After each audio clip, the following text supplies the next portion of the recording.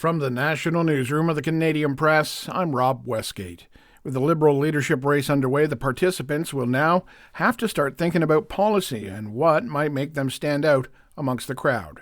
Canadian Press reporter Kyle Duggan. As it develops, more and more candidates will have to say what they actually want to do as leader. A lot of the focus is definitely going to remain on managing the Canada-U.S. relations. Donald Trump is, of course, going to say a lot of things in this time period, already has, and the candidates are going to have to put on a strong showing and position themselves as good challengers to take on Donald Trump.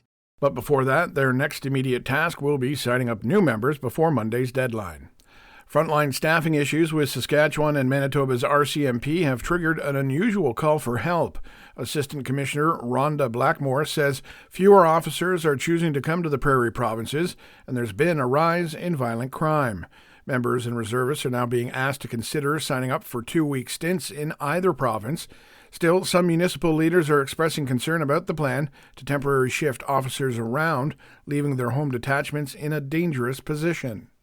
South of the border, U.S. President Donald Trump has seen firsthand the wildfire damage inflicted on the Los Angeles area. Reporter Nicole D'Antonio has more. President Trump made a visit to the Los Angeles area Friday to view the damage from this month's devastating wildfires. Governor Gavin Newsom greeting Trump after he touched down at LAX. It means a great deal to all of us, not just the folks in Palisades, the folks in Altadena that were devastated. We're going to need your support. The president then toured the devastation in the Palisades and met with victims. Trump then spent the night in Las Vegas and is scheduled to hold a rally there today. Hamas militants have released 4 female Israeli soldiers held captive for 15 months in a planned exchange for 200 Palestinian prisoners or detainees in Israel. It's the second exchange since a fragile ceasefire took effect last weekend. Meanwhile, Israel says it will not allow Palestinians to return to northern Gaza until hostage Arbel Yehud is released. Prime Minister Benjamin Netanyahu's office saying Yehud was supposed to have been released Saturday as part of the Gaza ceasefire agreement. And finally, Teddy Swims is, busier than ever with 2 babies on the way. The child he's expecting, of course, and his new album. His sophomore effort, I've Tried Everything But Therapy, Part 2, is out now. It happens to follow up on his 2023 debut, Part 1, which was powered by the hit Lose Control.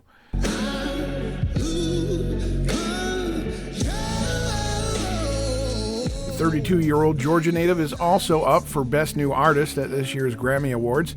The ceremony goes February 2nd. This is the Canadian Press.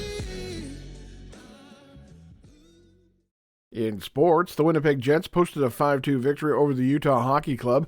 Nick Ehlers had 3 points in the contest, reaching .500 for his NHL career.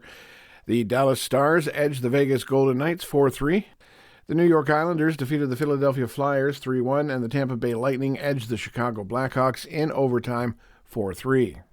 It's another World Cup title for Canadian freestyle ski star Michael Kingsbury. The Quebec competitor won gold at a World Cup men's moguls event. It was Kingsbury's 93rd career World Cup victory. Over to the NBA, where there were just 3 games on the sked. The Trailblazers topping the Hornets 102-97, the Sixers beating the Cavs 132-129, and the Grizzlies clawing their way to a 139-126 decision over the Pelicans. And the Dallas Cowboys didn't have far to look to find a replacement for Mike McCarthy. The club says offensive coordinator Brian Schottenheimer has agreed to become its next head coach. From the Canadian Press, I'm Rob Westgate.